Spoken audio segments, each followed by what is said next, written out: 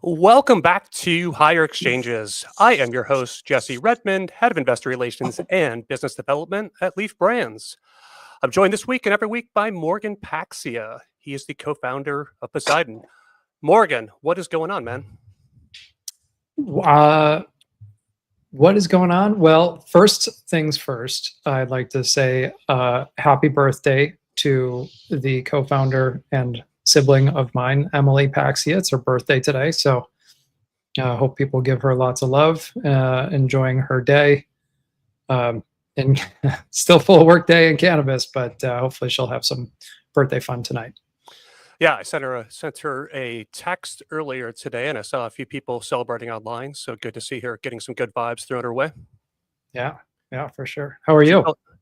I'm good, man. It's been another busy week. I've been sharing some content of visiting our farm called Salisbury Canyon Ranch. Hopefully, people aren't getting sick of that. I don't know. I think I've become overly sensitive in this environment to being too promotional, and especially because I used to be an analyst and share a lot of things for free because that was kind of my job. I sometimes get self-conscious about sharing too much content about what I'm doing, but yeah, was out at the farm, super excited about it, ready to get some plants in the ground. So it's been a busy week. Just got back last night.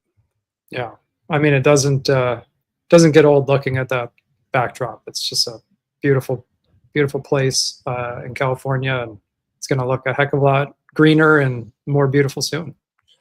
Yeah, and I think that even aside from, I think the leaf angle is interesting because our business is about to change a lot because of the farm and having our own material to use for the extraction process. But for people that just love cannabis, and I hope there's a few of us still out there that love the investing angle, but also love the cannabis angle, I just love seeing something like this, a vision go into reality. Like this farm, just the Yeah. scale of it is something that I've never seen before. I mean, the ranch is 1,900 acres, which is massive. The cannabis permit is 187 acres. We have a hemp permit that's another 100 acres. But just to put this into context for people, because I think sometimes in acres we get lost, even square feet is kind of difficult. Yeah. But 187 acres is over 8 million square feet. And when you talk about other, farms out there, I think it was on here, Morgan, we talked about, the largest cannabis farms in the world. And if we do Mhm. get to the full 187, which I think will take us a couple of years to scale into it, it'll be one of, if not the largest cannabis farms in the world.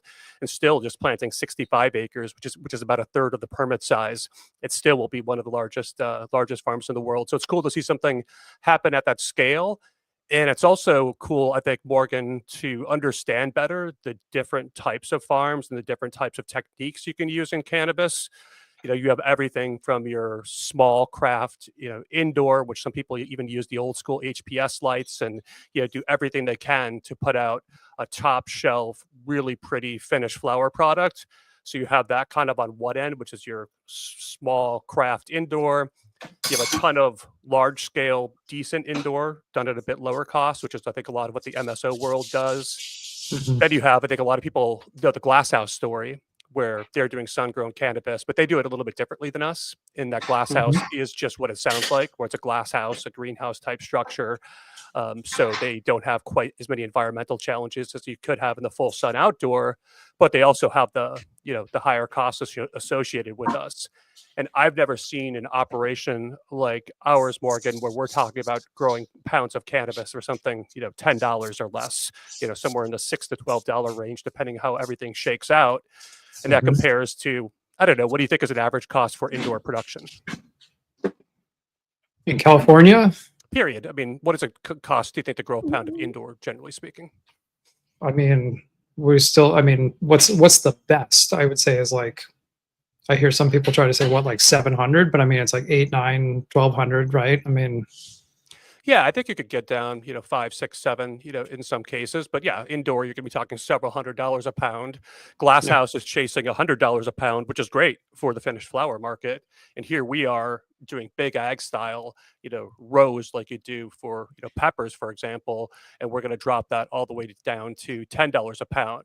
So in some ways, you could look at it and say it's not the sexiest thing in the world because it's not designed for finished flower. Generally speaking, we could still sell some flower if we get some good output, but its purpose for extraction, which is a different type, which is Mhm. a different type of farming. So it's been fun for me to learn, how things happen at this type of scale.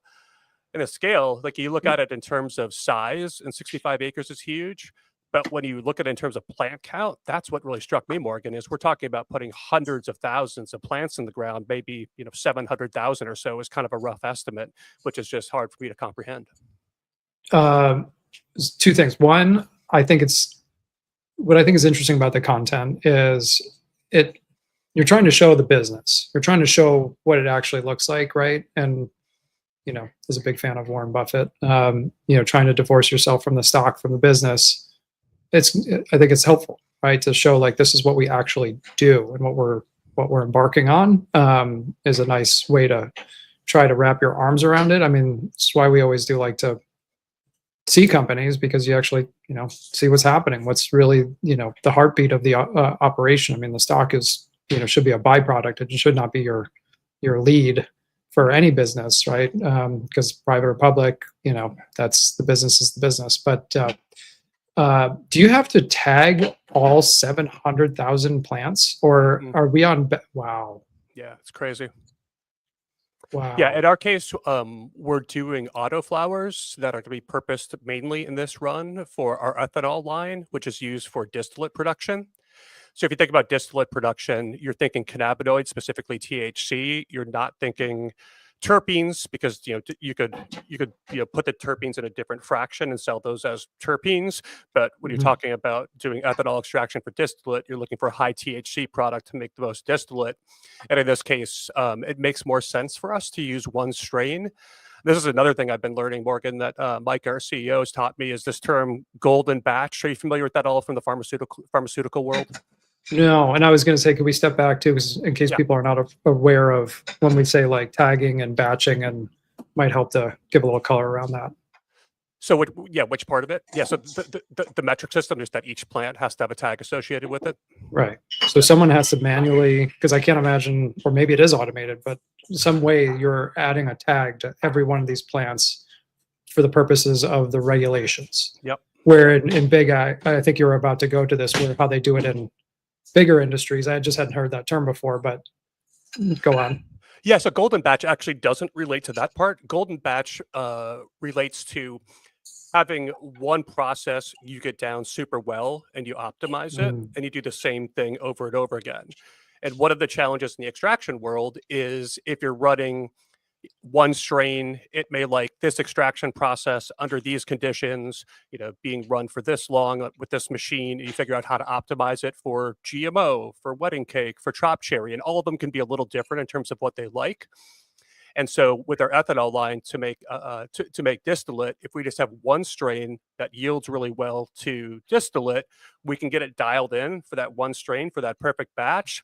Maybe it even takes dozens of pounds or a few hundreds of pounds, but when you're talking thousands and thousands of pounds, once we get that done, we can just go over and over again and optimize that process to get it totally dialed in, so we can just get the optimal yield out of that batch. And in our business, a 1% change in yield really translates to millions of dollars. And so that works well for the ethanol line, which is distillate, because there aren't really different flavors of distillate. With distillate, typically it would go into edibles. It mainly goes into vapes. It could be used in pre-rolls. It could be used in other products as well. But in the fall, we're going to plant a bunch of different strains, because we're going to purpose those for other extraction lines, which are hydrocarbon and solventless. And in that case, you need strain diversification, because somebody's not going to want to buy 1 million pounds of just wedding cake live resin. They're going to want to see, a couple dozen flavors on the menu. Same thing for rosin. People are going to want to see a couple dozen flavors on the menu. And so it's different strategies for planting, where if you're doing the ethanol line, you can just optimize it to get the most THC for the most distillate. But if you're doing the hydrocarbon line, which is like live resin is the main output from that, there's other fractions too, or the solventless line, which is for rosin, then you're actually making different flavors of things. So the trade-off there is that it's cool to have more things on the menu, and these different fractions, we call them, and different flavors. But from an extraction process, it's more difficult the more strains that you add to the equation. Got it. So this first batch you mentioned I saw in one of the videos, it's an auto harvest. So, just as a quick primer, what's an auto harvest? When will you be harvesting? Because you mentioned in the fall you'll be doing another cycle. Basically, you're going to get 2 cycles in this year. Yeah, so let's just kind of walk through it. So if you're doing indoor, people will get, I don't know how many harvests it is, 4, 5, 6 harvests a year off of indoor. because the flowering time is something usually around 60 days. They'll change the room, they'll bring the next batch in, they'll start flowering. And so you can get a bunch of harvests in one room for indoor. That gives you the most harvests. In sun grown, to get multiple harvests, typically you have to do something like Glass House has with the greenhouse, where they draw the curtains.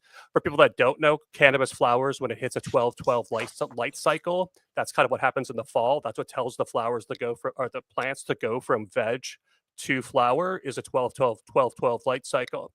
So if you have an indoor room, you go from 18/6 or even 24 or even 24-hour lights in veg.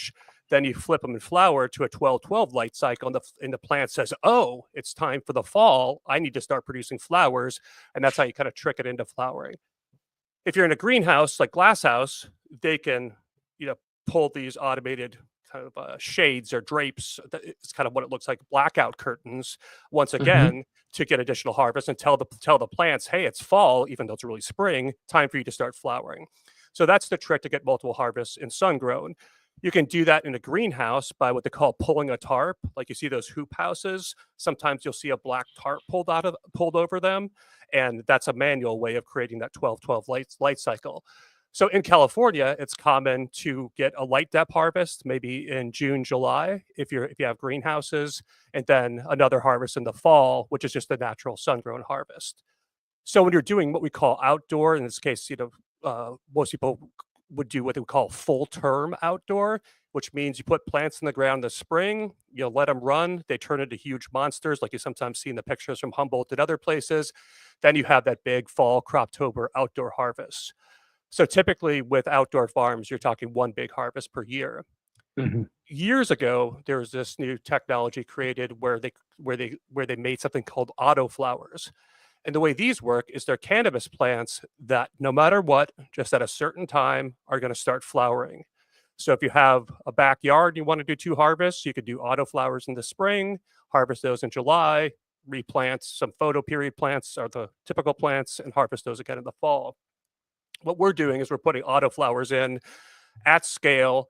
I think the strain that we're using takes about 83 days. Once it starts to sprout from seed, it's literally just on a countdown. It's programmed into the genetics, and it's going to be ready in 83 days. So maybe about halfway through that process, it starts to flower, and you end up with material midsummer. So for us, we put them in the ground now. Sometime probably mid to late June, those will be ready to harvest. We'll go in, take those out, start to dry them, get them ready for ethanol line. Then we'll go back in and put the second planting of the photo period plants for the fall.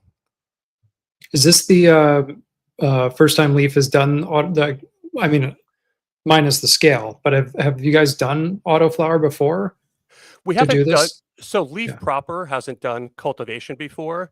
That doesn't mean that our founders and people at the company haven't done large scale cultivation. Our CEO, Micah, was in Humboldt growing for a couple of decades and had multiple acre plots where he was running, pretty significant size. But this is the first time, LEEF Brands as a company has done cultivation.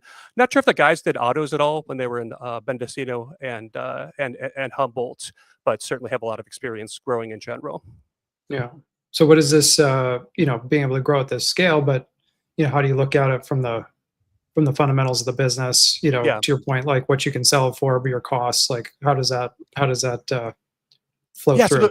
So the way that it works for our business is we have a procurement team. So for people that don't know, we do large scale extraction. We're one of, if not the largest extraction company in the world. There's not really any data out there, but if you put together our 3 lines, the ethanol, the hydrocarbon, and the solvent list, we might be the biggest extraction company in the world. If not, we're one of them. And we have a dedicated procurement team, and we work with 200 or 300 farms across California sourcing trim for the extraction process. That's usually what you use. Sometimes for the fancier lines, you'll do some frozen flowers as well. But generally, you're out there sourcing trim. And trim in California runs generally around $30 a pound, call it 20 to 40 for the kind of material that we run. And so with growing our own material, we're talking conservatively somewhere around $12 a pound, maybe or 6 to 12, maybe somewhere around $10 a pound to be conservative. But dropping that input cost, not really cost of goods sold, more of an input cost from somewhere around $30 down to somewhere around $10. And so it's a massive cost savings. We're meaningfully changed the margins of the business. But also because of that golden batch concept, we think we're going to be able to boost yields by having the optimal material to run. And same thing for the fall. When we plant for the fall, there's some strains that work best for hydrocarbon, and there's some strains that work best for rosin, and there's some strains that work best for distillate. Rosin is especially fussy, where you can take 2 plants and one will yield literally 5 times more than the other because of the way it performs during that extraction process. So there's a few benefits. I mean, strictly on the input cost side, getting from $30 to hopefully $10 or less is a massive change. But then also along with that, we think we'll improve the quality and get better yields out of it. So it gets to be a bit of a double whammy. You know, if you're an investor looking at this, I would expect to see this start to show up in the third quarter, and so we'll harvest the material in June. Maybe we have to hang dry it, let it cure a little bit, and then we'll start incorporating it into our extraction process. So in the third quarter, we'll be adding some of our own material. Fourth quarter, be adding more of our material. Early next year, adding more of the fall harvest material, and then do another planting like we're doing now, and it just will kind of continue to build on itself. But the real key benefits for an investor are the lower input costs, the higher yields, the greater control of the supply chain. And one last thing that I personally find interesting is we talk a lot about how California has an oversupply of flower, but California is an undersupply of clean trim. And the reason for that is a lot of the material that passes for pesticides in California for flower will not pass as extracts, because with extraction, you're not only concentrating the THC, the cannabinoids, the terpenes, you're also concentrating any pesticides. So this farm over here may even not be spraying anything bad themselves, but they're getting drift from the raspberries, the blueberries, the strawberries, from the agricultural stuff, and that could blow over to their farm. So the cannabis people aren't even the bad actors, and it could still pass for flower, but then you concentrate it into an extract, and you're like, oh man, this material doesn't work for extraction. So in our case, that's one of the reasons we like having this huge 1,900-acre ranch with no neighbors, is we don't have that risk of pesticide drift, and we're also doing all organic techniques ourselves from the feeding process, and the whole growing process is just going to be done organically. So we're not going to be introducing any of those elements ourselves. So hopefully less hassles in terms of getting passable material as well. Right, and to prepare for the season. To get the soil in good shape, you were mentioning before the show, but what is kind of the prep before you can even put these little babies in the ground? Yeah, so we've had the ranch for a couple of years, and it's really taken us a lot of time to get the fields in shape. I mean, they were not leveled. We had to go through a process of amending and improving the soil. We put in a cover crop this spring, which further preps the fields, adds moisture, gets them ready for the plants. And so there's a pretty extensive process. We're talking about putting plants actually in the ground. You don't see a ton of that these days, right? If you're an indoor, you're doing it usually in some sort of rock wool cubes, or often in cocoa these days. Greenhouses, some are still rock wool or cocoa. That's what Glasshouse does, is rock wool. Sometimes you'll see soil. But usually in beds or pots, not so much people putting stuff in the ground. Putting stuff in the ground obviously has a lot of efficiencies and lower costs, and that's why it interests us. But you do have to make a lot of investments ahead of time to get the field prepped, add a bunch of amendments so the plants can go into a healthy environment. And then we have the drip lines, we have the well, we have the solar, we have the nutrients, which are all organic, and those will be consistently added as the flowers grow. Right. So a lot of cost is already in the past, right? I mean, a lot of all that prep work, everything's already done. Yep. Now, obviously, there's the cost of planting and then growing to maturity and harvesting. But I mean, that big lift is already in the past. I mean, so people looking at it, that would be in previous Qs and Ks versus now. Yeah, we've made a ton of investments in general at the company, whether it's the extraction facility in Willits that we put so much money into, or Salisbury Canyon Ranch to get ready for this harvest. Yeah, a lot of the investments have already been made, and from a financial perspective, we think that first quarter will be pretty typical for us. Second quarter, maybe start to see some improvements from some things we're doing on the extraction side, but really for LEEF, I would expect the financials of our company to start to change in the third quarter, even get better in the fourth quarter, and then also improving next year. Last thing, then we can move on for the LEEF conversation. But we're also, it could be introducing New York as well. We're getting closer to finalizing our license out there. So that's another new revenue source that will come into the business and really start to hit probably, second quarter, third and the fourth quarter. So yeah, it's it's interesting for me, Morgan, because cannabis is still super hard. We see a lot of the stocks suffering. Our stock suffers sometimes as well, as cannabis is a show me story at this point, and we are trying to show you here's what we're going to do, but the market doesn't really react to that anymore. But I think that once we start to show the results, and I think shout out to Glasshouse, they've really done a fantastic job with that. Where when they're planting a new greenhouse, you see Kyle and Graham walking through it, you see them explaining what they're going to do. They've also killed it on execution too, right? Like they've built these great. They didn't build the greenhouses; the greenhouses existed. They converted them to cannabis. They planted the plants. They harvested. The financials improved, and so that's kind of the model that I'm looking at on the investor relations side. Is let's let people know what we're doing. Let's get out there and show them. We'll keep showing you guys throughout the process as we grow, harvest, put more plants in. Then we'll start to put those through our extraction process. And then when we have third, fourth quarter earnings and the numbers start to hopefully meaningfully improve, people can look back and say, oh, yeah, now I understand this was the whole process that they were trying to show us. Yeah. No, that's right. I mean, just as you're talking through it, I'm like remembering back to when they were like, believe us, it's happening, it's coming, right? And then it did. It started to really show, and then continues to, right? Because once it's like starting up this giant engine, and once you get it running, then you just keep going and go from there. But that initial lift is pretty significant at that scale. Yeah. And I was talking to a wise investor a month or two ago, Morgan, and I was showing them our deck, and their comment was, "This looks like Glasshouse 2 years ago."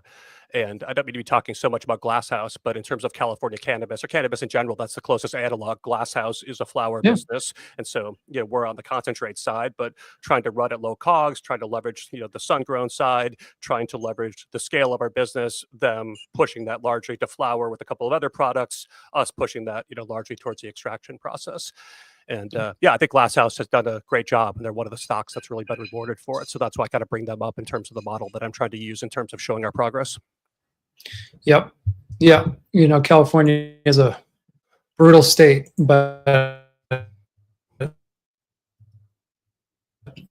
we at least have multiple opportunities to to grow. To your point, whether it's outdoor, greenhouse, indoor, a lot of other markets don't have the regulations to do it, or they don't have the environment to do it, even if they have the regulations to do it. So yeah, I think right. Where else do you see good sun-grown harvest? I'm trying to think. Do we get those in Colorado? I guess Colin would be a good guy to ask for that. I know Arizona does some of that. New Mexico does some of that. I'm sure the southern states, of course, do a lot of that. But imagine when you get to a certain latitude or longitude, whichever is the right way to look at it, that as you go north, that just gets super challenging and not worthwhile. So we're trying to take advantage of what California offers us. I mean, California sucks because it's the most competitive market in the country. It has crazy taxes, it has super low prices, which are great for consumers, but we do have the advantage that we can grow, I think, the best cannabis in the country. Yes, I agree. But not everyone in California, Morgan, transition here, guys, has had so much luck, right? And our next top, yes, well, most have not. And I think one of the poster childs from that, or one of the places you can look to try to learn some lessons, is what we've seen from Gold Flora, which I don't think was really a surprise in terms of what the destination was. That business has been undergoing challenges for a while, and the longer it went on, the writing came to be on the wall a bit. But we did get notice, Morgan, what was it, a week or so ago, maybe 2 weeks ago, that the company is in fact going into receivership. Yep. Yeah, it was pretty wild the day that news hit, because one of our companies was like, "Hey, we're in a sales process with them. What do you think?" And I was like, "I mean, I think, it's probably going into receivership." It was like 20 minutes later the news hit. So, yeah, they've definitely that was a wild journey from the SPAC and de-SPACing, and they had a ton of cash. Just, it's another one of these stories. I mean, there's been some really big capital behind some really, some big idea stories here in California, and just couldn't get it right, and blew all the cash, levered up, and blew up. I mean, this is not a new story. It's just our more recent story here in California, where it's a head scratcher, looking at some of their cost structures and, given their footprint. And it's like, how could they not get the efficiencies that should have been there, and I know you've got some good stats if you want to share, just to the extent of how upside down they were heading into this. Yeah, so I think what happened, I think you're pointing it out well, Morgan, is they either had a revenue problem or an expense problem, or certainly a mismatch between those variables. That there just certainly wasn't enough revenue or gross profits to support the expenses that they were accumulating. And look at the numbers: SG&A, that's selling, general, and admin expenses, were 181% of their gross profit in the third quarter of last year. Interest expense was 43% of that gross profit number. So to add those together, you get over two times of the company's gross profits were put into those two expense categories. Right. And it just became a point where they needed to find a more affordable financing source, and that was a popular topic on earnings calls and talking to the management team.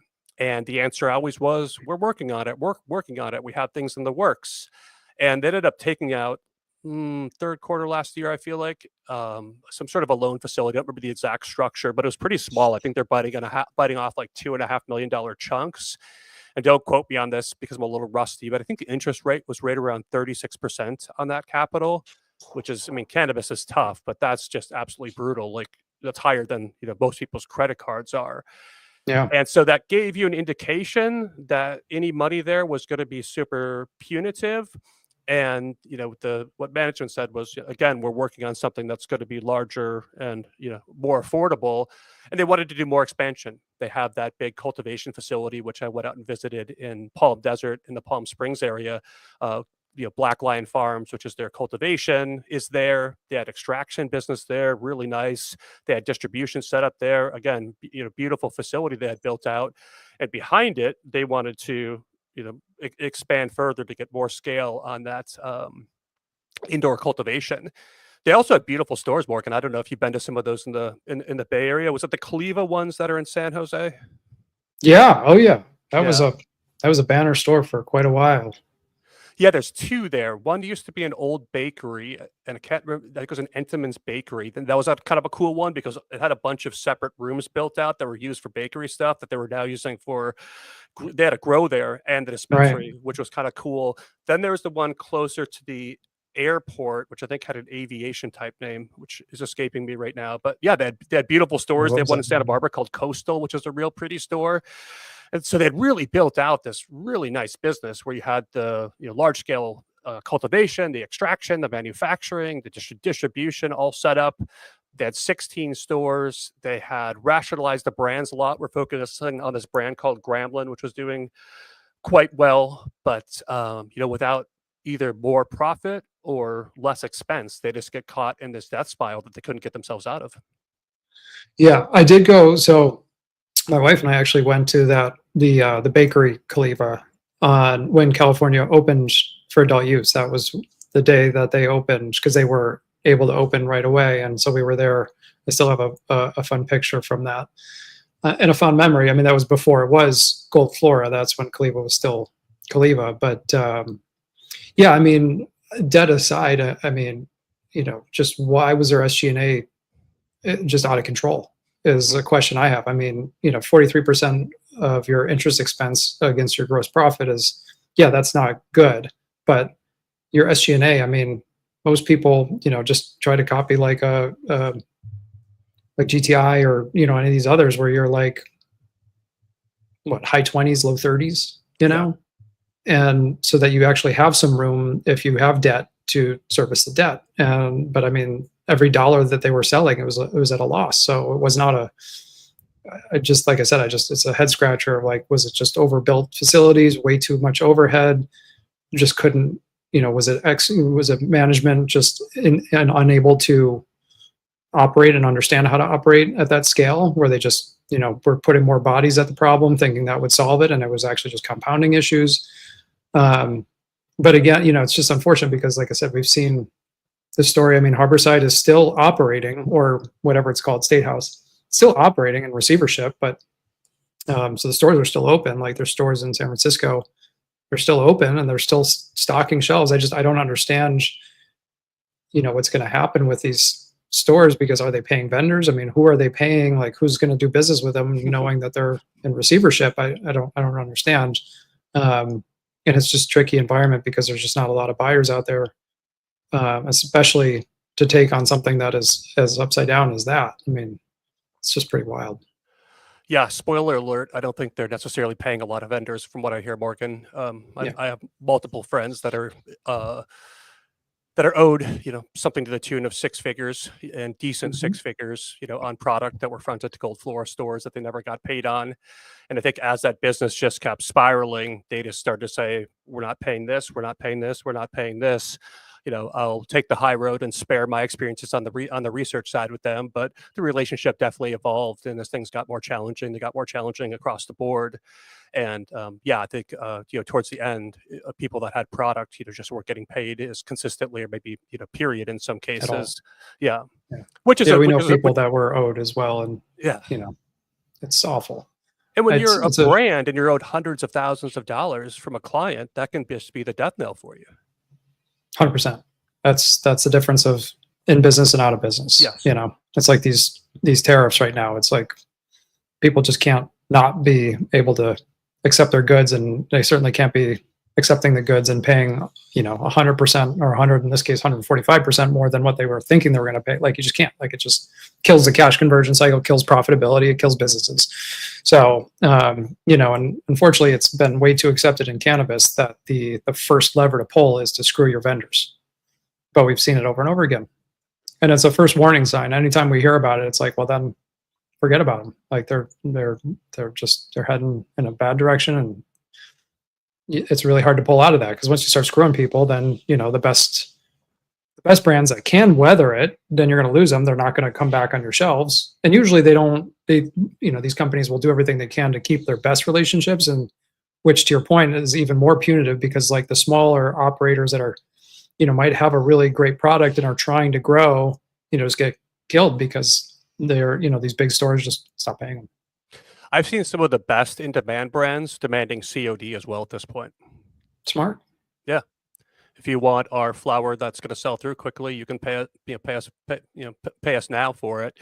And I've also heard a concerning stat about California, Morgan, that we've got right around 1,000 stores, maybe a little bit less than that.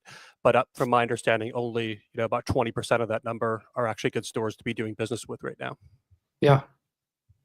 Which will be a interesting conversation for us to revisit with you in the fall, as you guys are pumping out a lot of material to vendors, and managing that. It's a full-time job, or maybe you guys will be doing COD for a lot of folks too, just because of just the stress in the system overall, because you don't want them taking your product and then making a finished product and then them not getting paid and then not paying you, right? So it's like, yep, it flows all the way upstream.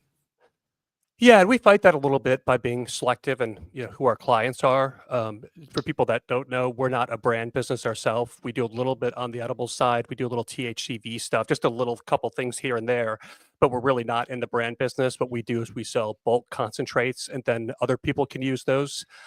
So brand, clients of ours, these are all in our investor deck, are brands like Kiva and Wild and Pax and Mammoth, which is heavy hitters. And so most of the big users of concentrates in their products in California are our clients. And yeah, we definitely have to be conscious of that and steer into the more stable businesses. And even if there seems like there's a sweetheart deal over here from the small brand, it may not be worth the hassle of chasing AR for 120 days.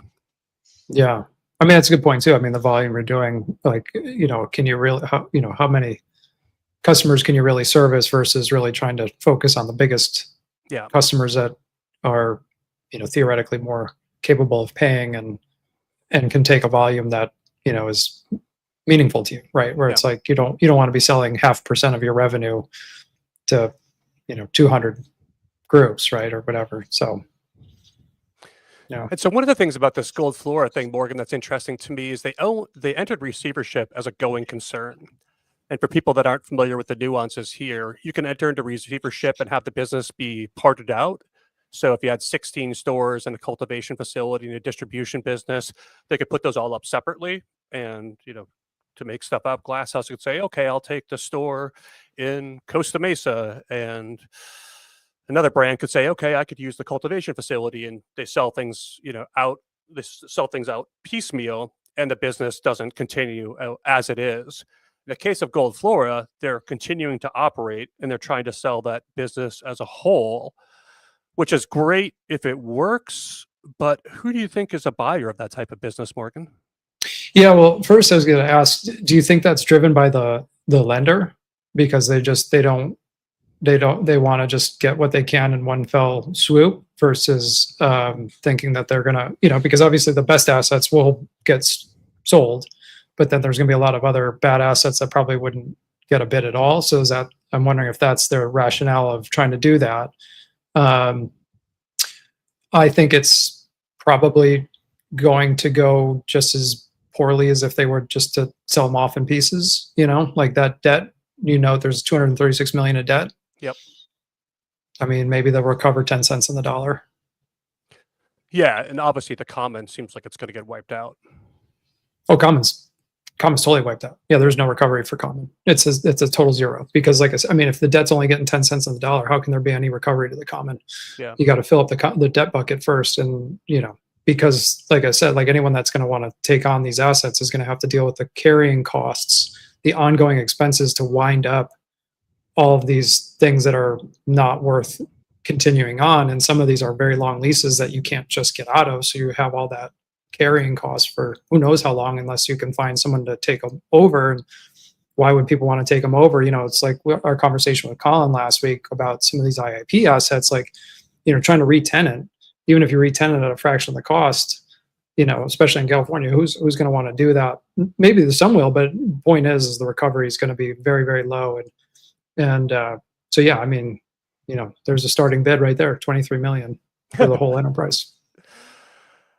And maybe, and this is a work in progress thought, is going concern could potentially work better here, because part of what made Gold Flora theoretically work and did help them is they were very vertical.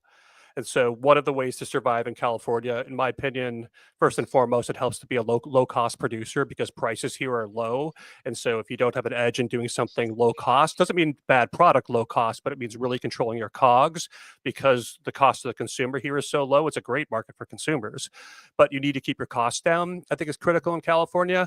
I think the other thing that can be helpful is to be vertical, right? And so in Gold Flora's case, the idea was we're going to grow a bunch of our own flower. We're going to put that in our own bags and jars, and these different brands, mainly Grambling towards the end. They're making really nice rosin cartridges, whole pre-roll line. And so that's cool, but you can also sell those in your stores. And I think they were running maybe 25 to 30% of the shelf space was in-house products at those stores. And so maybe going concern makes a little bit more sense here, because one of the things that could make that business at the right price more attractive is the fact that you have that vertical element, so you can sell more of your own products and get higher margins for those. You seem like you're ready to say something. Well, I was going to, I agree. I mean, I'm a fan of verticality. I think that's the best way to manage through cannabis environment, for control of your shelf, or just optimization, if you can do it. But I was going to ask, has there been any company that has gone to Palm Desert and not gone bankrupt? I remember when there was the tidal wave of people were building in Palm Desert. I'm like, why would you go build in the friggin' desert? We're in California. You're far away. You're in a desert, so your costs are going to be higher, your energy costs, your water costs, and your logistics costs, because you're just so far away. Like, why would you do that? And people did it. And I'm just trying to think, has anyone not gone bankrupt that's gone there? Yeah, the one I think about that did go bankrupt is who's the one, the CEO was in Santa Barbara, so I met him a couple of times. They had the orange, Candescent. Do you remember those guys? Yeah. Oh yeah, of course. Yeah. For people that don't know, Candescent was one of the first, I think one of the first to do the effects-based thing. So I think their jars were Calm, Cruise, and Create, if I remember correctly. And they wouldn't tell you what the strain was. So let's say on the sativa side, which were the Creates, one of them could be Sour Diesel, one could be Tangy, one could be Trainwreck. And they would have an identifier number like 017 or something. So you could buy the same thing over again twice, but you didn't know exactly what it was. Then the same for the Calm were the indicas, and the cruises, were the hybrids, which I don't think is a bad idea. I think effects-based products are actually pretty useful, because a lot of consumers don't want to remember what Trainwreck is, but they could remember like the Create or the one with the orange circle on it or something like that. So I think that is helpful. But I remember Candescent going out there and blowing a bunch of cash, and yeah, that business is gone. Energy costs, Morgan, I don't have the number in front of me, but Gold Floras were crazy low. There was some sort of incentive that I think drew them out there where they did have some of the lower costs in California. But yeah, I can't think of a business that's killing it on the production side in that area. Yeah. Yeah. I mean, clearly those costs were not showing up in the business. So those Yeah. cost, the energy cost savings. So it's like, anyway, yeah. So, well, we'll have to see what happens. To your point, I don't know who's going to bid on those assets. I don't know how amenable the debt is going to be to take pennies on the dollar, or if they're just going to hold out. Who knows? I mean, it's a tricky time to be trying to hold a high price versus just clearing the assets and moving on.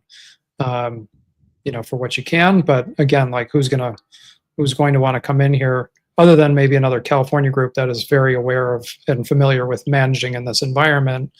But there's, the other challenge is like, how you structure it so that you don't have any litigation liability and making sure that you're well shielded from that, because the amount of shareholder issues that could come as a result of this, and especially some of the original folks that tend to be quite litigious, might be trying to come for a shakedown, and that scares bidders, so it's tricky. I mean, I think some of the retail, if they ultimately had to go from a going concern to just liquidation, and some of the retail could get repositioned. I think there are certainly people that would want some of those retail stores, Catalyst or Embark or whoever that has a big emphasis on retail, would certainly look at some of those assets and be able to do something with them profitably, and keep those stores. I mean, the thing that concerns me is,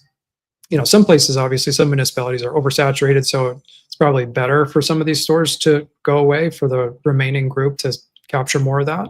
But in some of these townships, or again, municipalities in California, if you just lose some of the retail that's there, what does that mean for the consumer? What is their choice from there? So, yeah, and yeah, do we see this start out as going concern, and then if that drags on long enough that they do have to part it out separately? I wouldn't be surprised if that's the process that we ultimately end up with here. Is this just the second one in California, Morgan, that's gone into receivership? There's State House, now Gold Flora. Am I missing one? yeah, because I guess Lowell is still operating. Yeah. Kind of, sort of. Forefront kind of ran away. A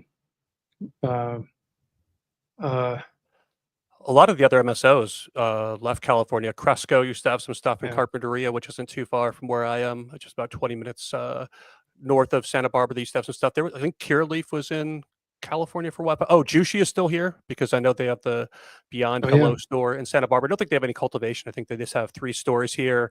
TerraSend just has a little business in the Bay Area with the Apothecarium and a cool little grow that they have in the Bay Area. Yeah, I mean, Flocana was the one that had raised 100 million and blew it all and gone. Herbal, I know they were a distributor, but that was a big hit when they left, or when they went bankrupt. Yeah. Kindesen, to your point, they went bankrupt. But to your point of like public companies, I think those, it'd be State House and Gold Flora. Yeah. Well, why don't we wrap the California conversation there? I think it's it's somewhat a morbid conversation, but I think it's also instructional. One of the big things I think that we talk about the podcast, and I just think about every day of my life in this cannabis world that we're living in, is not just to try and wallow sometimes the misery and the challenges that we all feel, but to also say, hey, what can I learn from this? What can I learn from this as an operator? What can I learn from this as an investor? And I think the Gold Flora case and doing a bit of an autopsy on that is helpful in terms of trying to understand, what would I do differently? How can I not make that mistake? And I wish it were just confined to California, but it seems to be, really across the industry. A lot of head scratching in the environment about what I am calling the 2025 problem. And I call it the 2025 problem because things can shift pretty quickly, and maybe the 2025 problem even resolves itself. The 2025 problem may not necessarily carry over into a 2026 problem. But we got ourselves into a bit of this pickle, and I was reflecting the other day, maybe it was a year or so ago, we had that period of such optimism, Morgan, where this is when we were doing the podcast with our very optimistic at the time friend Toby, and we were looking at a series of catalysts, and we're looking at rescheduling on the horizon, which we thought, with varying degrees of confidence, could have happened, potentially, sometime late last year, or, in the first quarter or two of this year.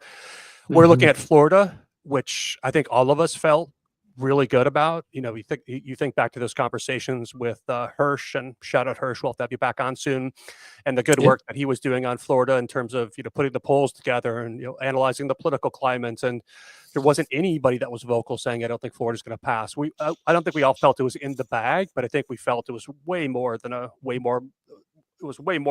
more likely than not. I think I came out and said 80% at one point because all the polls were showing that. Right. And then we had Pennsylvania, which we thought, could have gotten approved last year and could have started sales this year. And we looked at 2025 and we said, this is the year we've been waiting for.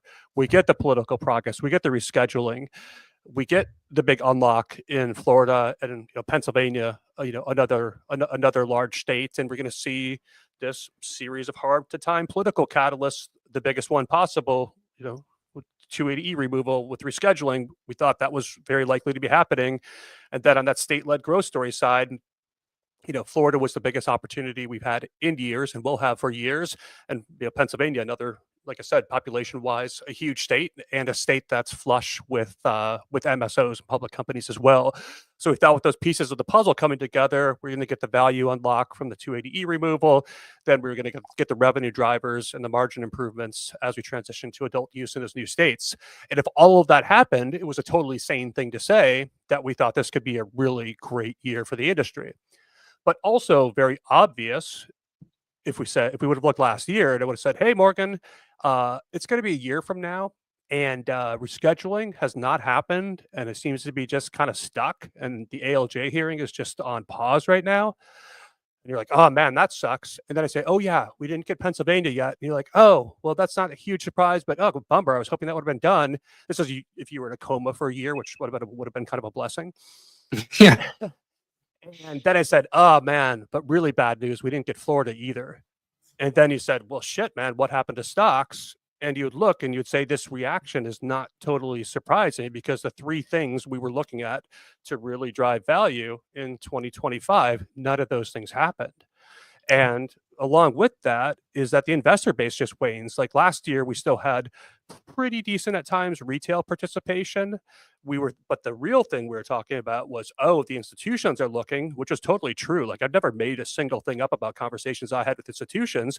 They were circling the space and saying, well, if we get Florida to drive the revenue and we remove 280E and maybe the political climate improves and plug your ears, safe banking could happen, or other progress, those institutions were really looking at it. But when we didn't get Florida and nothing happens on rescheduling, those conversations are dead. And you've just seen this drain where it doesn't always seem like vicious selling in the names, although that does happen periodically, but it just feels like it just feels like a buyer strike. And, for a while, it was the Florida names getting crushed, right? Like I don't know what air is down since the Florida vote, but 80, 90%, TrueLeaf has gotten, smashed as well. MSOS has gotten smashed because it's heavy in those top 5 names. Even GTI, best in class, in my opinion, has, not been spared the way that it would be in a rational market. And then you had, some names hanging on. The Glass House has held on pretty well because they have this separate series of catalysts in the California market, expanding the greenhouses, taking on more retail, and really executing their vision. So that stock's been an outperformer in terms of the stock performance, but it's also outperformed as a company. And that's kind of a darling that held on. But over the past few weeks, Morgan, we've even seen, a name like Grown Rogue, which is very beloved and, one of, if not the best performing stocks, show a little bit of a chink in its armor with a soft fourth quarter. And suddenly that name's down, 50-55% over the last few weeks here. So we're in this environment where it feels like nothing is being spared. We feel like we're deep in that Gartner hype cycle trough of disillusionment, and where I get left scratching my head at the industry at large, and there's pockets of opportunity for sure, like cool things are happening in New York. I'm excited about our opportunities in California and in New York. Grown Rogue's been kicked around a little bit the last couple of weeks here, but they're, opening in New Jersey. And we could go through all these different businesses that have some pretty cool individual company things going on. But there's this huge industry overhang where it feels like to really rally investor participation and interest, we need some sort of catalyst. And I'm left scratching my head at times, Morgan, to say, what's going to make this stop? How is this going to change? Yeah.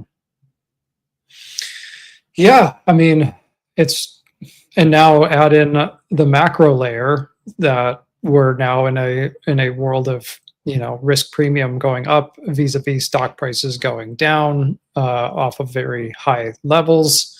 Now you have like just the S&P, just talking about that for a second, earnings per share guidance or expectations for 25 was what, like 280 or more. Now you're starting to see those numbers come down 250. Are we going to see 230? So they're starting to feel the cycle that we've been in where, you're chasing, your multiple is coming down as your E is coming down. And so it's just like this huge reset. So we have this macro pressure. I mean, you look at just even the Russell 2000, it's, was it down like 30% or something or more? Has gone nowhere now for 3-4 years.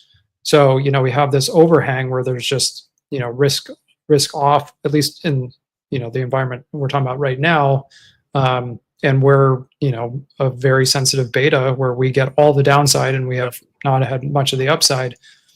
So, yeah. And, I remember just a few years ago, people were talking about the re-rating potential, of like, oh, we do this deal and we're going to re-rate, we'll re-rate. And it's like, no, you still got to, and one of these companies is now bankrupt that we were talking about before, where, this promise of re-rating was just, vaporware because they didn't build a good business. I mean, so it's like the idea of, to your point of like, there's no way we don't know when things are going to happen. And I do appreciate some of these operators are finally just like, we're just done with trying to guess that. I know some people still get sucked into it and want to, weigh in when they can, but what can you do is focus on the customer and focus on your costs, make good products and take care of your customers and do so in a profitable way. And when the environment changes, you'll be here for it. But those that keep, literally banking their business on potential change is what keeps them in this cycle of going bankrupt, because they're, you get it wrong and that's it, right? You can't just keep like saying, oh, if we can only make it till, we can make it till September, we can make it till this, right? I mean, I remember when we were talking about this whole rescheduling thing last year. I mean, so much of the idea or my want for it to happen was that in the absence of it happening, if we go back to some of those earlier shows, I was just saying like how if we don't get it, it's just going to mean a lot of companies are toast, and here we are. So, the only way to win investors back is to show them it's a good business to be wanting to own, independent of the sector. It just has to be a good business. To your point, I mean, we do know some of the institutional folks in Glass House, and that was one of their reasons for it, is because it was like they were looking at it from a fundamental perspective, and they were showing, pretty reasonable consecutive annual growth, because they do have a seasonality effect where, some quarters, quarter over quarter doesn't look good, and they're very clear about that.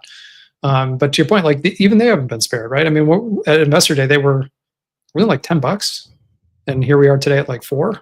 Yeah. So, I mean, they've even, it's been tricky for them. And I know there's some specific things that are contributing to that, but I mean, it was very highly valued then. It's still highly valued now, but to your point, it's probably still outperformed over the last 2-3 years relative to the industry cohort. Yeah, down 50% in the last year, but if you zoom out 2 years, it's up 50% over the last 2 years, which is probably one of the better numbers out there. And I wonder if it's got hammered a little bit because Investor Day, especially, so I went to 2 Investor Days. I went to the retail investor day, or the one that's open to everybody, not necessarily just retail, but the general investor day. Then they had the analyst and institutional investor day, which is the one you came out for, Morgan. And that was, I feel like, where people were getting more hyped up on the idea of the Farm Bill flower, Graham was calling it, and the THCA flower. And I feel like that gave people a bit more optimism in the near term. But, I didn't bring that up in terms of the challenges that we have, but the Farm Bill and that THCA loophole is another thing, weighing on the industry at large.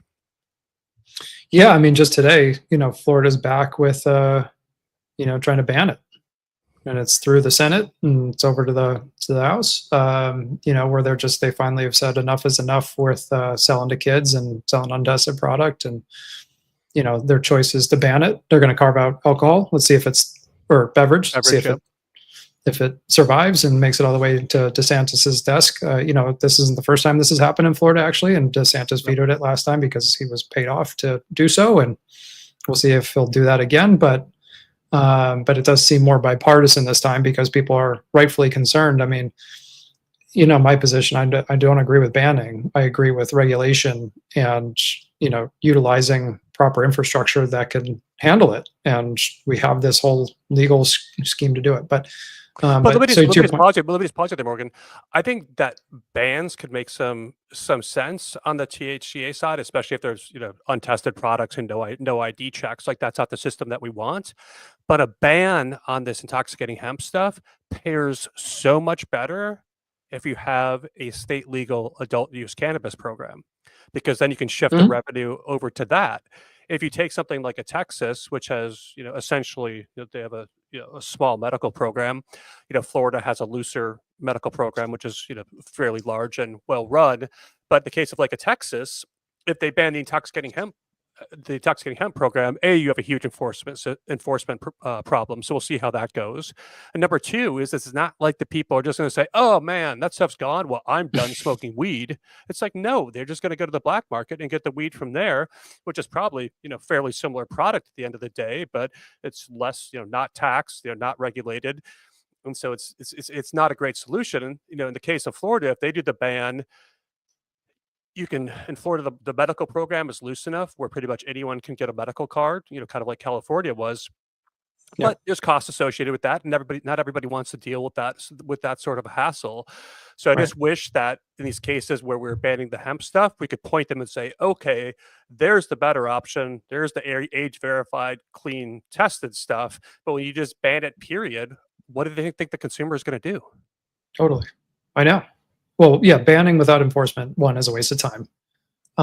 Two, you could look at actually what's happening in Alabama, where they couldn't get their medical program off the ground, right? It was just totally mucked up, bureaucratic nightmare.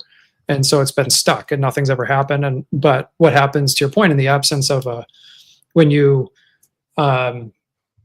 decriminalize it, but then there's no program, then these things proliferate. So the way Alabama is now looking at it is because I think they've, basically mea culpa, we failed on the medical side and we have these hemp products everywhere. Let's at least regulate that. And so now they're actually trying to regulate or create regulations, testing where it's sold, which will be sold in like alcohol, and where there's age verification. So there's actually some, what I think a lot of people would want to see as a legal market, to have the proper, regulatory infrastructure. So that's a perfect example, though, to your point of like banning is not the solution, but if you have regulating it is the proper solution. I'm just saying, like in states that already have legal or robust medical, then just plummet there, because it's already again outside of beverage. I still think beverages can totally exist in the alcohol distribution system because of age verification. You just implement the testing perspective and let them run it, and that's fine. But it was good to see like Alabama at least doing something around it, choosing not to ban. Let me pause you and push back on this beverage thing a little bit. So take the Minnesota example, right, where they have the low dose hemp derived gummies Mhm. and beverages, and you can Mhm. buy those at the liquor stores if you want your beverages, but also, Mhm. Morgan, at like grocery convenience type store, you can buy the edibles too. The reason I bring this up is, why are we? I'm kind of getting a bit frustrated with this narrative about the beverages surviving. I'm not saying it's wrong, but just the logic of it, to me, I'm not buying into, because if you can check an ID for the hemp beverage at Total Wine or whatever these places are, why can't you check an ID for the low dose gummies? Well, you probably can.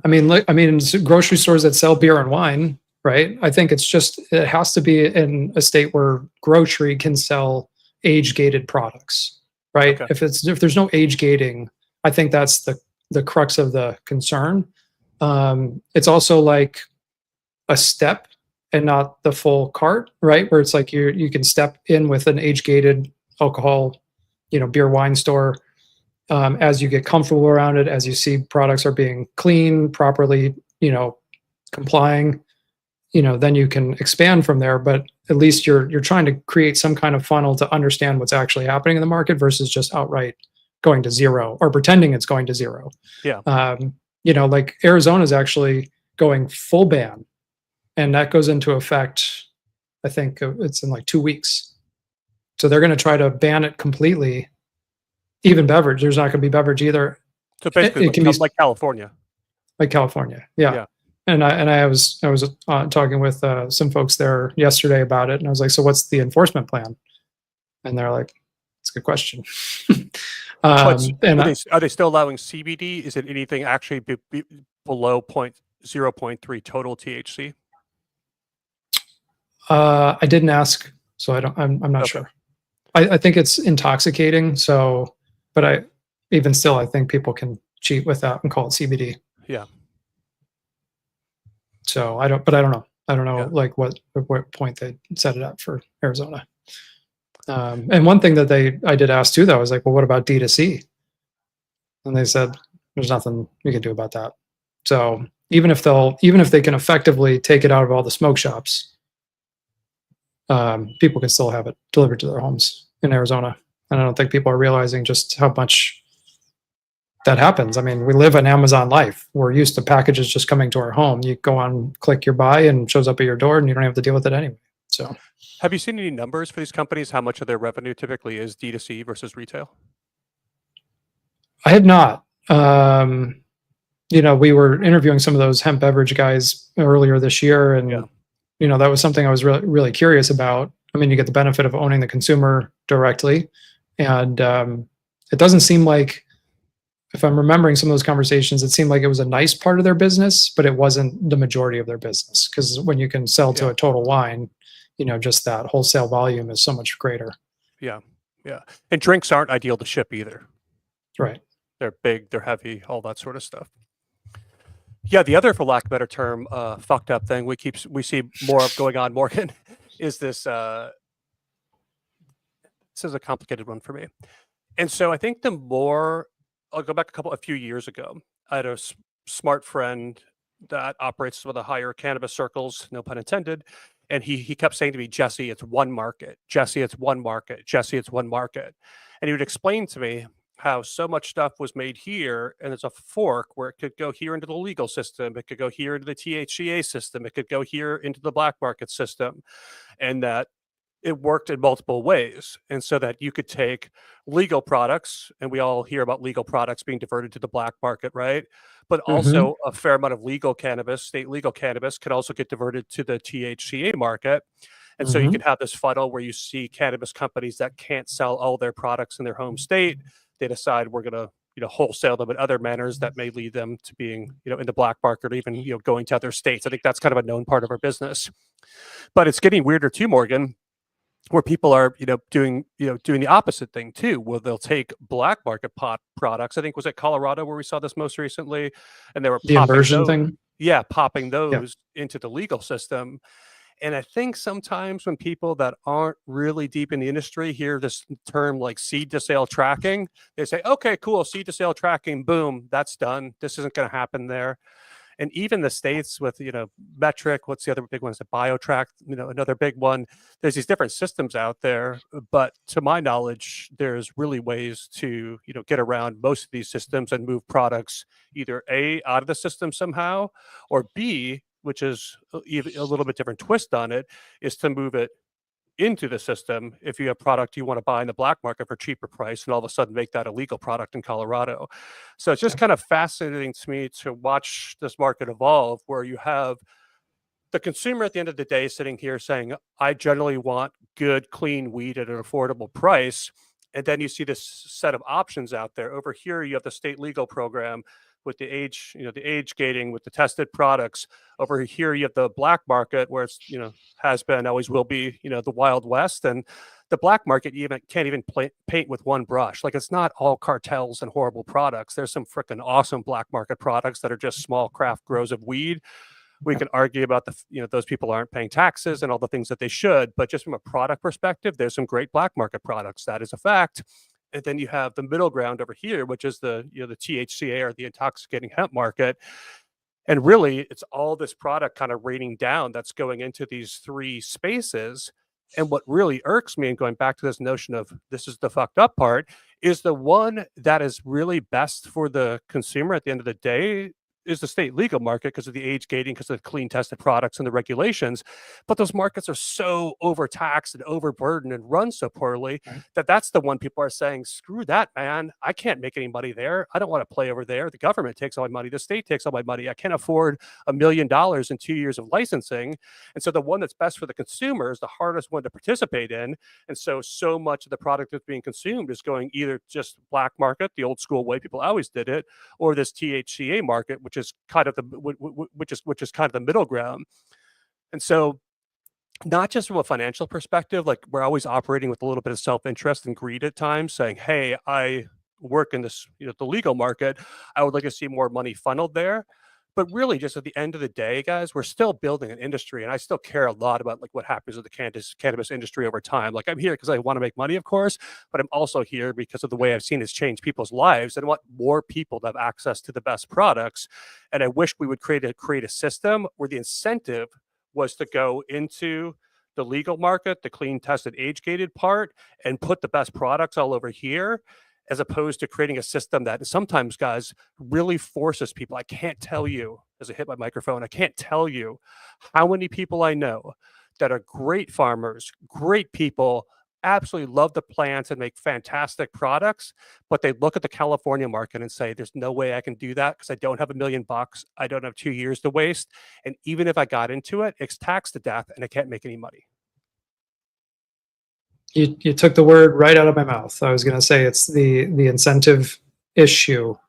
There's no fear to operate illicitly. There's no fear to divert. There's no fear of inversion. I know New York is actually investigating a couple of companies that might be found guilty of inversion. We'll see. They're innocent until proven guilty. But, that they were being so excessive about taking these California products, all of a sudden they would show up. And, there's also this tax issue, which is why these states are catching on to it. That's like what's going on in Colorado too, where they're like, wait a minute, you're marking that this product came in, you paid this, even though you probably paid this. And so it's like tax evasion another way. And the states are recognizing that. But yeah, I mean, if you're a legal group that's paying all these fees and doing all this stuff and you see no enforcement, and you're seeing all these other companies cutting around you and doing just fine, that's a bad incentive. That's a total lack or mismatch of incentive that's resulting on all of this. To your point, it's on the spectrum of somewhere from desperation to greed, because some are doing it because this is probably their last shot at trying to keep it going, is diverting product. Some are doing it from a greed perspective because if there's no enforcement and there's a way to make more money, why not, right? So it's like, can you fault people for bad or for that kind of like decision making?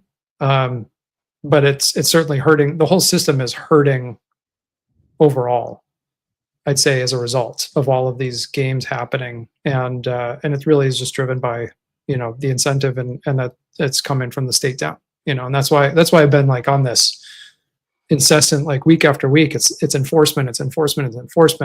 And I know there's a valid counterpoint to my position on that, these states don't want to do it. But, if you're a legal business and you're doing all of these things, the state's looking at you and wanting to enforce the regulations on you versus taking that time to focus elsewhere on where the problems are.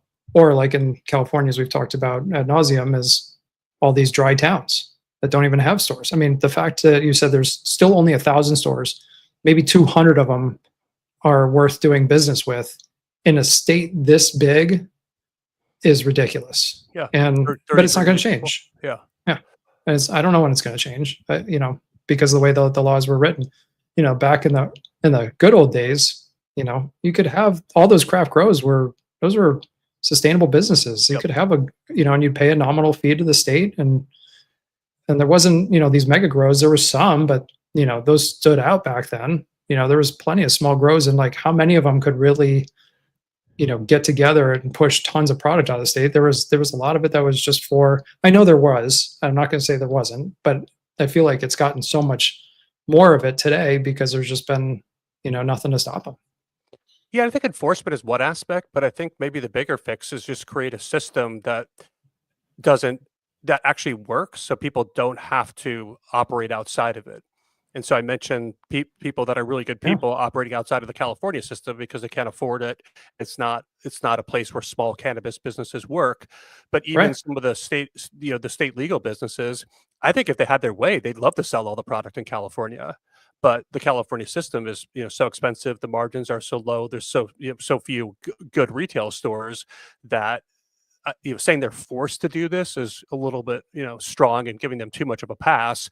But I think that enforcement is one part, but I think enforcement exists because you have a system that's pushing people over here and you're just going to play whack-a-mole. Where if you actually created a reasonable structure to begin with, I think most cannabis people, there are your renegades who like to operate on the fringes, but I know a lot of guys that are like exhausted with, every time they hear a helicopter, their butthole puckers and they're, concerned, and, they hear a knock at the door and they panic, and people are freaking sick of that, man. But it's either that or they start, Yeah. growing peppers or go work at Home Depot or go work for Big Ag or something like that, because there isn't future in cannabis under this structure. And so it's frustrating for me, Morgan, to see the situation we're in, and then you see California, about to raise the excise tax. What is I it? know. Ohio and Maryland, doing the same thing, where it's like, hey guys, this isn't gold. This isn't your money printing machine.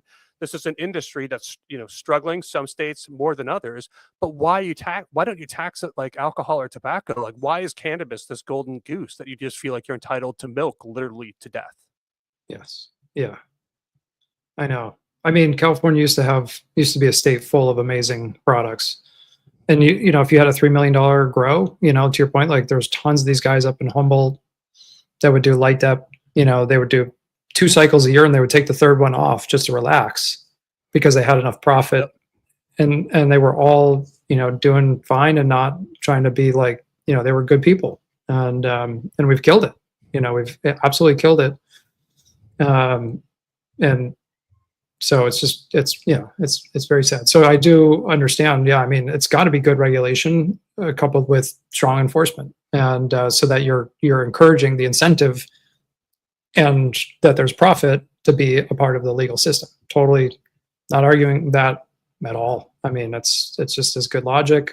But to your point, these states just, and these cities, right? San Diego, my hometown now. You know, they just raised sales tax on cannabis.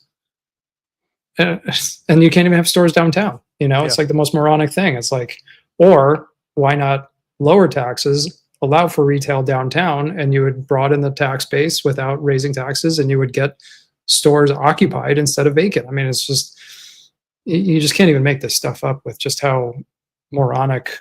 And I know some of the, you know, the pushback too in California is like, well, some of this is automatic. It's written in. It's like, so that means we just do nothing and we just watch it happen and like hope for the best. Like that's also unacceptable to me. I mean, you know, California, I think, is maybe finding its way back to pro business, but it's going to take a long time to get there. And I don't know what that's going to mean for a lot of companies. I mean, I think some will figure it out. I think companies that are doing low cost, you know, again, come back to the idea, good product, low cost, customer demand, you know, and you'll find your way through it. And that's, you know, that's really where we are as an industry. It's like, you got to be very conservative, you know, don't go over your skis like many did for the long time of planting tons of flags, taking on tons of debt, the idea that you can grow into it. I mean, just even think back to like our conversation with Sam a couple of weeks ago.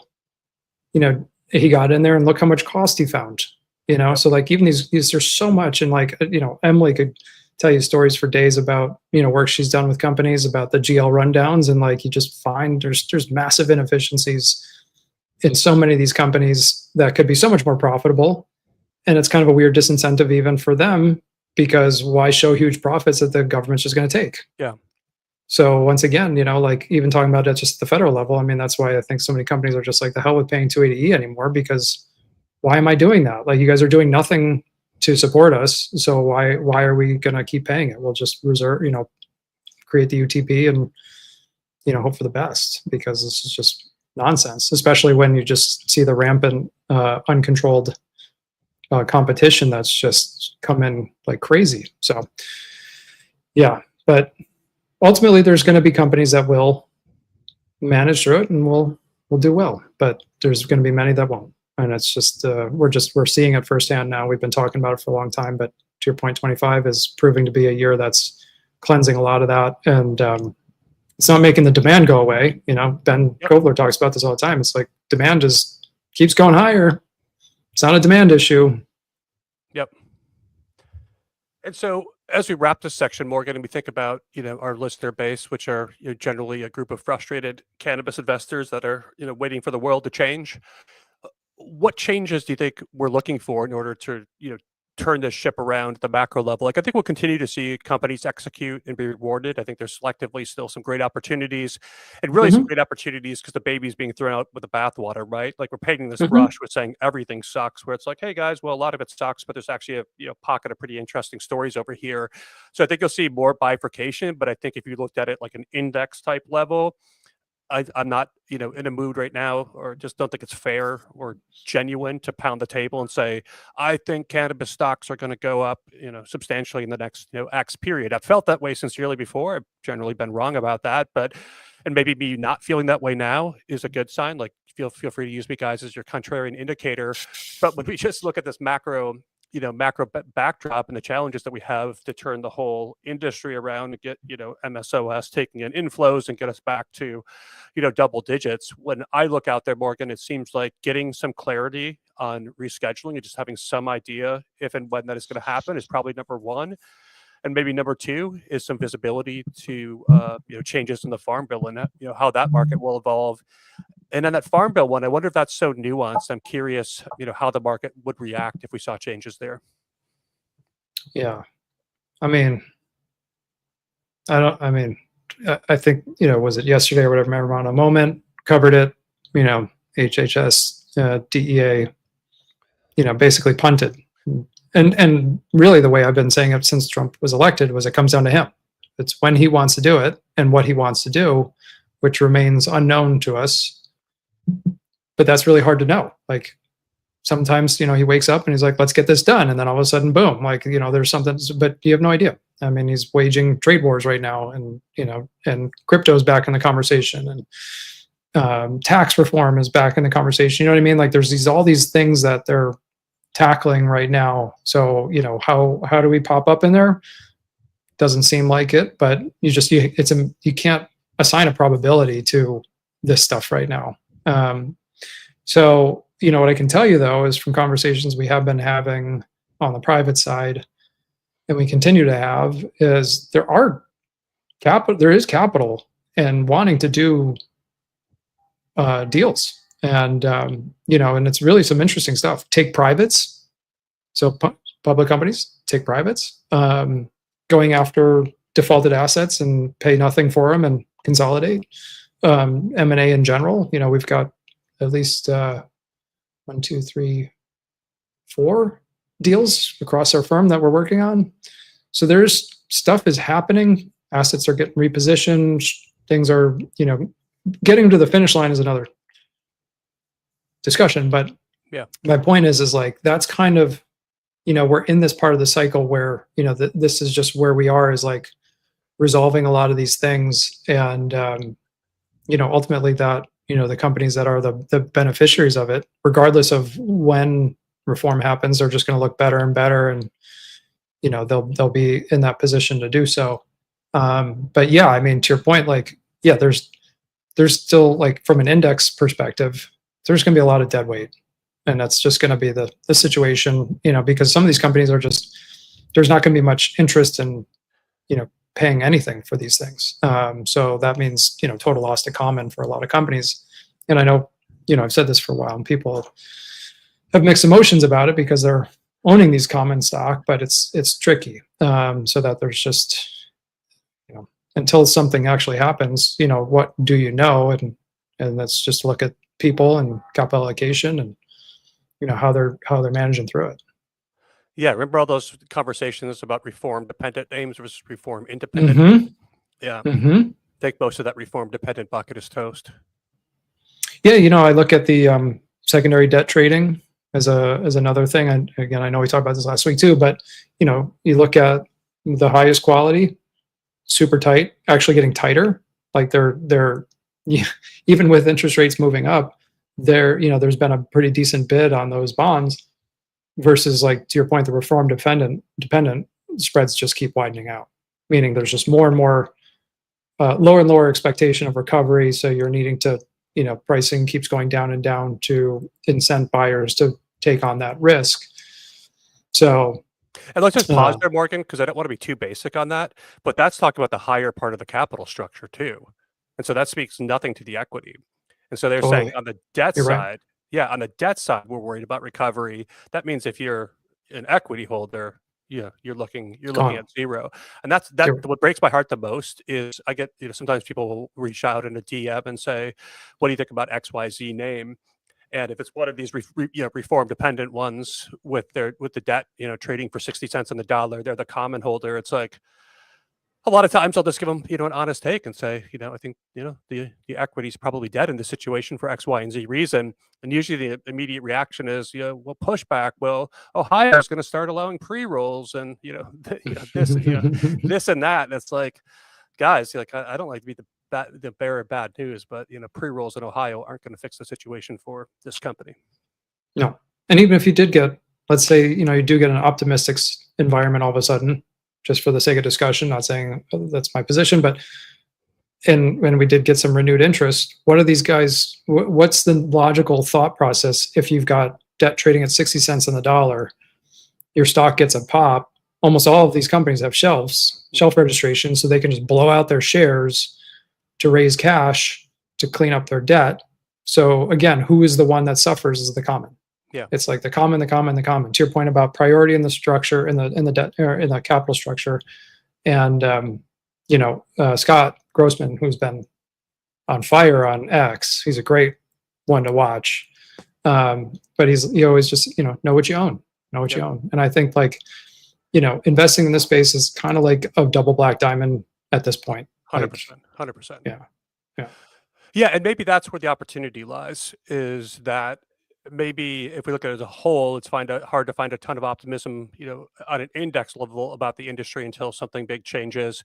But in the meantime, everything is getting hammered fairly in unison. Once in a while, something, breaks out on its own.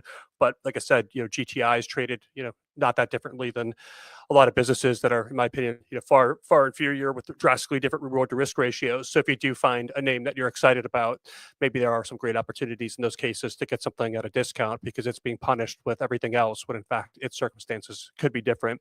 It could be different for two reasons. One could be the capital structure, which Sammy does a great job talking about that with C21 about. They were kind of a boring business at one point, right? Didn't have a lot of revenue growth, but sure did have a great balance sheet. And now they've been able to flip that script a little bit, still have the solid balance sheet. Now they're growing a little bit. So there could be opportunities in businesses with strong balance sheets that can do interesting things during this period. Then there could be opportunities with businesses that are changing. If somebody's taking on, a new market, like, Grown Rogue going into, New Jersey, for example, or, Glass House turning on another greenhouse, or us with the farm in New York. Like, there are businesses that if they execute, and, whether it's us or those other ones, there's no certainty all of this works out well, but there are businesses that are going to change quite a bit. But when you look at the MSOs, I think the big MSOs, the top 5 names, those are the ones that I think maybe the balance sheet is super key because they're looking at largely, mid-single digit growth if they're lucky on the revenue side. Right. Yeah. Well, why don't we wrap this conversation here, Morgan? It's already been an hour and 23 minutes. Time flies when we're having fun. But yeah, it's helpful for me to chew through some of this stuff. So it's a good conversation for me. Hopefully for the listeners, it was helpful as well. But why don't we wrap things with an Ask Rock, and we'll get ourselves out of here. Great. Well, I enjoyed the conversation too. It's always interesting to have these debates with you about what's going on out there. So I think I found it valuable. That's what matters, right? For you and I, we enjoy our conversations, so I hope others do too. Yeah, the motto of the show is have a conversation you'd want to have anyway. Just do it in public. That's right. So my Ask Rock was Kelshi. For those that know Kelshi odds currently around 60% probability of the U.S. entering a recession on the back of the tariff wars last week. What consumer behaviors benefit in this environment, and what does that potentially mean for cannabis consumption? And I asked Rock to keep it short this week, so my answer is nice and short. In a recession driven by tariffs, 60% odds for Kelshi, consumers cut luxuries, favor cheap stress relief like alcohol and cannabis, and shift to home-based options. Cannabis use might rise slightly. Grok even forecasted a potential 2 to 5% increase in consumption as a coping tool if prices stay low, but tariff-driven cost hikes could push recreational users to illicit sources, capping legal sales growth. The old notion that sin stuff does well in a recession, right? Alcohol, tobacco, historically have done well. Cannabis, a newer thing, but yeah, no surprise that cannabis would tend to do better. We talked. Did you see? Go ahead. I was going to say, I had to shut it off before markets closed, but even with the tariffs and import costs on aluminum cans and all this stuff, Constellation Brands was up today. No, I didn't see that. I don't even follow that name. I rarely get down to the Canadian. There's a few decent Canadian companies out there. A couple are getting a little bit more interesting, but I have those further down my list, and oftentimes don't even scroll that far. Well, Constellation, I mean, they import Modelo, right? Is one of the big beer brands coming in. So, and they even cautioned on their call yesterday. We're pretty cautious about tariff impacts, but I think the consumption idea, to your point, like the growth. So. And maybe even a question for you, tying into this, is like, how are you guys thinking about tariffs as far as any of your COGS or input costs for LEEF? Not a big deal for us because we don't produce like vape cartridges. For example, we've done a little bit of co-packing in the past. So if a brand wants our oil and terpenes, for example, for a distillate cartridge, sometimes we would actually build those for them in terms of actually making the cartridges. Not doing much of that business anymore. And like I mentioned, for LEEF, we used to have a bunch of brands in California, but the brand business in California, in my opinion, largely isn't where you want to be. And so we're really, bulk wholesaling oil and partner with other brands. Like I mentioned, the Kivas, the Wilds, the heavy hitters of the world. And so I don't know that we're totally immune to it, but isn't something that really concerns us too much. I think if we were more in the manufacturing space in terms of making the products and the widgets and not just the oil, might be a bit bigger deal. Right. Yeah, you don't have a lot of finished goods stuff, bags, vape carts, stuff like that, where there's a more measurable input. Yeah, I know. Like JW was actually messaging about that too on X. I saw that. But that's really interesting for you guys. I mean, that's kind of a differentiator in this environment. It's like, you're not really getting this whipsaw. Yeah. And just one quick comment that I was thinking about is you may see in a tougher economic climate, people use cannabis more for a coping mechanism, a lot like alcohol has been over the years. But I think another thing to be aware of is the shift in consumer behavior in terms of what products they're going to go for. And I think we talked about this with Colin. I think we talked about it with Sam from Ascend as well, about people downshifting their consumption. So if I normally got the $40 bag of flour, I might get the $30 bag of flour. If I used to get the rosin gummies, maybe I get the distillate gummies because they're half the cost. And just people still consuming the same amount of grams of THC, but doing that using cheaper products. And so I think brands that have a more affordable offering, you have the potential to outperform. And I think it's been good to see a lot of the MSOs used to be largely trafficking in the premium space. And I always think about Verano for some reason. I don't know if that's the best example, but it always stands out to me that they had high margins back in the day because they were focused on premium products, and they certainly diversified their lineups. Sam was talking about them diversifying their lineup. Since we've been talking a lot about California, Glass House did the same, where Glass House Farms flour in and of itself was not particularly expensive. It, ran about $25 an eighth, but they created this Allswell line, which is $9.99 out the door for an eighth of, essentially Glass House flour. That's just their higher yielding stuff with a more affordable trimming process. And so I would expect probably, if things do get more difficult economically, to see those consumers downshift, maybe even consume more cannabis, but do so with cheaper products, which is cool if you're one of those products, but at the top line revenue basis doesn't really help us all that much. Right. And then the other thing that's interesting is I think it was Dollar General was noting this about the shifting of the consumer buying in the month. You know, they're front loading it in the beginning of the month when they get their checks, but by the end of the month they're out of cash. And so I know that's not an impact for you guys, but you know, for more the vertical that with heavy retail, you know, understanding that the consumer shift and how they can actually buy is impacting their inventory decision making, their staffing decision making, all around, to your point about probably seeing more and more demand for their lowest price products for their customers, you know, current situation. So Yeah, and I found that when I had the dispensary, we were headquartered in a more affordable area than we delivered to a few other cities in our region.